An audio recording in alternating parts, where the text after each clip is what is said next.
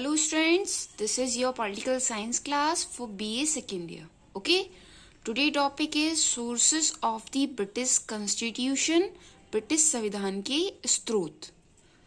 सामान्य व्यक्ति जिस देश को इंग्लैंड, ब्रिटेन या ग्रेट ब्रिटेन के नाम से जानते हैं, उसका पूरा नाम ग्रेट ब्रिटेन और उत्तरी आयरलैंड का संयुक्त राज्य है। ठीक है, से हम नॉर्मली बोलते हैं इंग्लैंड, ब्रिटेन या ग्रेट ब्रिटेन, और उसका पूरा नाम क्या है? ग्रेट ब्रिटेन और उत्तरी आयरलैंड का संयुक्त राज्य। ओके, ब्रिटेन यूरोप के उत्तर पश्चिम में स्थित एक छोटा सा टापू है।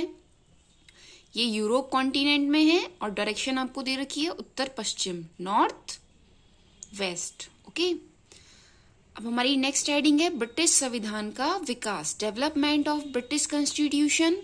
इसमें हम ब्रिटिश कॉन्स्टिट्यूशन ही पढ़ने वाले हैं। ब्रिटेन का संविधान, ब्रिटिश संविधान एक विकसित संविधान है। विकसित मीन्स जो डेवलप्ड है और अब भी विकास में है, मीन्स अब भी इसकी ग्रोथ हो रही है। ऐसा नहीं है ये स्टॉप हो गया है, अभी भी नया नया इसमें कुछ कुछ ऐड होता रहता है, इसलिए अभी भी विकास में है। यह प्राचीनतम संविधान है। प्राचीनतम मीन्स सबसे प्राचीन, सबसे पुराना, ओल्डेस्ट, तथा एकमात्र अलिखित संविधान है। अलिखित जो लिखा हुआ नहीं है, बाकी आप देखेंगे मोस्टली संविधान में कुछ ना कुछ पॉइंट्स लिखे हुए हैं, लेकिन इसके संविधान में लिखा हुआ नहीं है प्रॉपर, तो एक अलिखित संविधान है। इस संविधान को आधुनिक विश्व का प्रथम लोकतंत्रीय संविधान कहने में कोई अतिशयोक्ति नहीं है। अतिशयोक्ति मीन्स क्या होता है? हाइपरबोल, मतलब कोई बड़ी बात नहीं है अगर हम ये कहें ये एक प्रथम लोकतांत्रिक संविधान है। मीन्स लोकतंत्र क्या होता है? जो स्वतंत्र है, लोगों का शासन है वहां पर। ओके, अब मुनरो एक राइटर हैं, उन्होंने क्या कहा है इसके बारे में, ब्रिटिश संविधान के बारे में? ब्रिटिश संविधान संविधानों का जनक है। ब्रिटिश संसद संसदों की जननी है। अन्य देशों के विधानमंडलों की चाहे कोई भी संज्ञा क्यों ना हो, उनका उद्गम स्रोत एक ही है। ठीक है, क्योंकि ये सबसे पुराना है, इट मीन्स सबने ब्रिटिश संविधान के से कुछ ना कुछ लिया जरूर है। ओके, अब यही डेफिनेशन आपकी इंग्लिश में गिवन है। The British constitution is the mother of parliament. No matter by what name the legislative bodies of other countries may be known, they own much to this inheritance. Okay, ये आपके writer का name है Munro. अब है sources. Sources मतलब इसमें क्या क्या इंपॉर्टेंट है।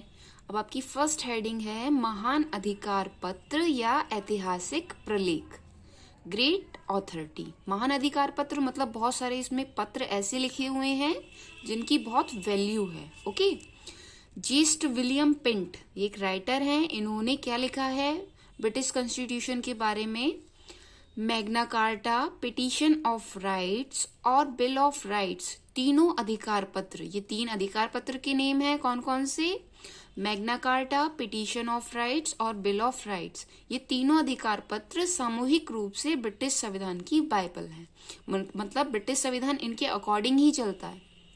ओके, वैसे ये लिखित नहीं है, लेकिन अगर कहीं पर कोई भी कंफ्यूजन आ रहा है, कुछ समझना है या जानना है और अच्छे से, तो इन अधिकार पत्रों को पढ़कर इसकी और अच्छे से जानकारी ली जा सकती है। ओके, सेकेंड हेडिंग संसदीय अधिनियम, पार्लियामेंट्री एक्ट। मताधिकार, निर्वाचन पद्धतियों, संसदों के दोनों सदनों के पारस्परिक संबंधों और सार्वजनिक अधिकारों के अधिकार तथा कर्तव्यों के संबंध में समय समय पर महत्वपूर्ण अधिनियम पारित किए गए हैं। ठीक है, वैसे तो ये अलिखित है, इसमें कुछ भी लिखा हुआ नहीं है, लेकिन तब भी बहुत सारे एक्ट आए हैं, अधिनियम आए हैं, जो किस किस के बारे में है? मताधिकार। मताधिकार क्या होता है? वयस्क मताधिकार, हम लोग जो वोट देते हैं उसे ही हम मताधिकार कहते हैं। निर्वाचन पद्धतियां मतलब इलेक्शन के जो मेथड्स हैं, और संसद के दोनों सदन। ठीक है, जैसे हमारे इंडिया में है संसद के दोनों सदन, लोकसभा राज्यसभा, सेम इसी तरह। ठीक है, इनसे रिलेटेड जो कर्तव्य है, उनके संबंध पे जो जो अधिनियम पारित होते हैं, उनका ब्रिटिश कॉन्स्टिट्यूशन में विशेष महत्व है। आपकी थर्ड हेडिंग है न्यायिक निर्णय, जुडिशियल डिसीजन। जुडिशियल डिसीजन क्या होता है, मतलब जैसे आप देखेंगे किसी किसी कंट्री में, और हमारे इंडिया में भी है, अमेरिका में भी है। जुडिशियल डिसीजन में क्या होता है, जैसे एक बार कोई डिसीजन ले लिया गया है, उसके बारे में दोबारा जांच हो सकती है, उसको और जजेस मिलकर उसके बारे में अपने विचार रख सकते हैं। तो ऐसा कुछ यहाँ पर नहीं है। न्याय पुनर्विलोकन, जिसे हम जुडिशियल रिव्यू कहते हैं, इसकी व्यवस्था ब्रिटिश कॉन्स्टिट्यूशन में नहीं की गई है। लेकिन न्यायालयों ने संविधान के विकास में पर्याप्त योग दिया है। मतलब जो न्यायालय है, कोर्ट है, वहां पर जो कुछ भी निर्णय होता है उसको उसी के आधार पर बाकी के डिसीजन लिए जाते हैं। ठीक है, तो इसलिए ये न्यायिक निर्णय जो है एक इम्पोर्टेंट फैक्ट है जिसके आधार पर कॉन्स्टिट्यूशन चलता है। ओके, हर देश के लिए न्यायिक निर्णय बहुत इंपॉर्टेंट होता है जिससे उसका संविधान ढंग से काम कर सके। क्योंकि आप देखते हैं चाहे राजतंत्र हो, कुलीन तंत्र हो या प्रजातंत्र हो, तीनों में ही सबसे ज्यादा इंपॉर्टेंट क्या होता है, न्याय।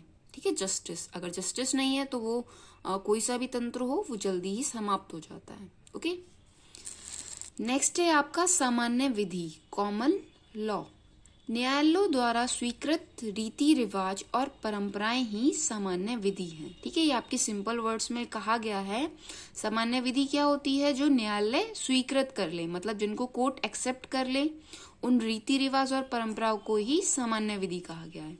आप देखेंगे हर देश का अपना अलग कानून होता है। ठीक है, और रीति रिवाज वहाँ के जो होते हैं सब लोग फॉलो करते हैं, लेकिन कुछ रीति रिवाज ऐसे होते हैं जिन्हें कोर्ट एक्सेप्ट कर लेते हैं कि हाँ ये सही है, इन्हें ही हमें आगे फॉलो करना है। ठीक है, तो ऐसे कॉमन लॉ को हम क्या कहते हैं, मतलब ऐसे रीति रिवाज और परंपराओं को ही हम कॉमन लॉ कहते हैं, सामान्य विधि कहते हैं। ठीक है, और ग्रेट ब्रिटेन में भी इनकी बहुत इंपॉर्टेंस है क्योंकि लिखित नहीं है, तो वहाँ की जो रीति रिवाज और परंपराएं हैं वही वहाँ की क्या है, कॉमन लॉ है, सामान्य विधि।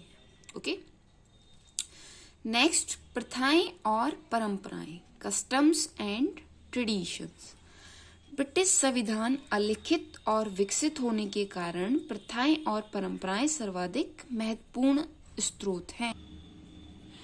जैसे वैसे प्रथाएं और परंपराएं सभी संविधानों का एक स्रोत होती हैं, लेकिन ब्रिटिश संविधान अलिखित और विकसित होने के कारण प्रथाएं और परंपराएं सर्वाधिक महत्वपूर्ण स्रोत हैं। ठीक है, क्योंकि वहां पर कुछ भी रिटन में नहीं है कानून वगैरह, तो वहां की रीति रिवाज और परंपराएं, ठीक है, कस्टम और ट्रेडिशन क्या है, वहां की महत्वपूर्ण स्रोत है।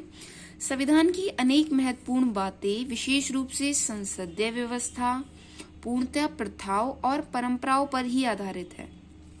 मतलब जो संसद की व्यवस्था है, ठीक है, संसद है वहां पर, पार्लियामेंट जैसे हमारे इंडिया में है। ठीक है, वहां की जो भी कानून वगैरह हैं वो किस पर डिपेंड करते हैं, प्रथाओं और परंपराओं पर। जैसे सम्राट जॉर्ज प्रथम अंग्रेजी भाषा से परिचित न होने के कारण उनके द्वारा मंत्रिमंडल की बैठकों की अध्यक्षता करना बंद कर दिया गया। ठीक है, और तभी से यह परंपरा स्थापित हो गई कि सम्राट मंत्रिमंडल की बैठकों की अध्यक्षता नहीं करेगा। ओके, उन्होंने बंद कर दिया, जॉर्ज प्रथम ने बंद कर दिया वहां पर, तो वहां पे ये प्रथम परंपरा बन गई कि अब ऐसा कुछ नहीं होगा। ठीक है, जैसा वहां पर एक बार हो गया और फिर बाकी को लगेगा कि वो चीज सही है, तो वहां पर वही क्या हो जाएगा, प्रथाएं और परंपराएं बन जाएंगी। इसी का एक अलग एग्जाम्पल है। इसी प्रकार प्रथम प्रधानमंत्री सर रॉबर्ट वॉलपॉल के समय में ये परंपरा स्थापित हुई है कि लोक सदन में बहुमत दल का नेता ही प्रधानमंत्री बनेगा।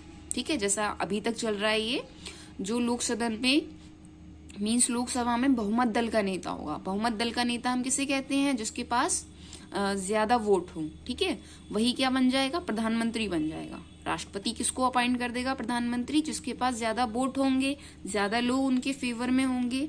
ठीक है, और लोक सदन में बहुमत का विश्वास खो देने पर वह अपना त्याग पत्र दे देगा। और लोगों का अगर विश्वास हट गया उनसे, लोग अपना समर्थन ले लें, सपोर्ट मतलब उनसे वापस ले लें, तो क्या होगा, उन्हें रिजाइन देना पड़ेगा।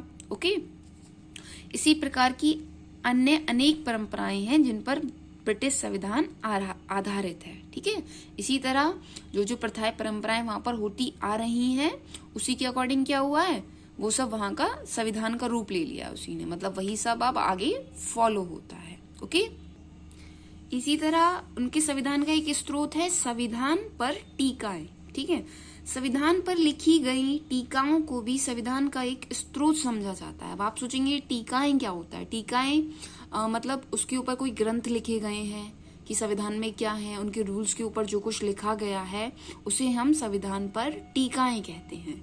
ओके, जैसे जब भी कुछ ऐसा प्रॉब्लम आ जाती है, नहीं समझ में आता कि किस टाइप का सॉल्यूशन लिया जाए, है ना, तो हम ब्रिटिश टीकाओं का सहारा लेते हैं। यही सब ब्रिटिश में फॉलो होता है। ठीक है, जैसे ब्रिटिश संविधान और शासन व्यवस्था पर लिखे गए कुछ अधिक प्रमुख ग्रंथ जिनसे संविधान और शासन व्यवस्था को समझने में सहायता मिलती है, इस प्रकार है डाइसी का ग्रंथ law of the constitution. Dicey एक राइटर है, उन्होंने ग्रंथ लिखा है law of the constitution. Okay, वो क्या है? संविधान की टीकाएं हैं। ऐसे ही और है बेजहॉन्ट का इंग्लिश संविधान, सर ऑस्क्रिन की पुस्तक संसदीय कार्य पद्धति और चलन, पार्लियामेंट्री प्रोसीजर एंड प्रैक्टिसेस, और लास्ट में एंसन का law and custom of the constitution. ठीक है, ये सब क्या है? संविधान की टीकाएं हैं। टीकाएं मैंने आपको क्लियर कर दिया, जो ग्रंथ लिखे गए हैं। तो इस सब से क्या हुआ है? ब्रिटिश संविधान बना है। ठीक है, आई होप आपको क्लियर हो गया होगा। कुछ भी लिखा हुआ तो नहीं है संविधान में, लेकिन बहुत सारे अधिनियम पारित हुए हैं, वहां की जो रीति रिवाज है ना, प्रथाएं हैं, परंपराएं हैं, कस्टम एंड ट्रेडिशन, उन्हीं सब से मिलकर ब्रिटिश संविधान बना है। और इन्हीं को फॉलो करके वहां के रूल्स बनते हैं कि किस तरह पहले से जो कुछ होता आ रहा है हमें वही करना है। और फिर अगर उन्हें लगता है कि हाँ कुछ गलत है तो वो उसको चेंज भी करते हैं। ओके, आई होप आपको क्लियर हो गया होगा ब्रिटिश संविधान में क्या क्या है। इसके स्रोत आज हमने कंप्लीट कर लिए हैं। नेक्स्ट क्लास में भी हम ब्रिटिश संविधान के बारे में ही पढ़ेंगे, लेकिन एक नए टॉपिक के साथ। Okay, thank you for watching this class.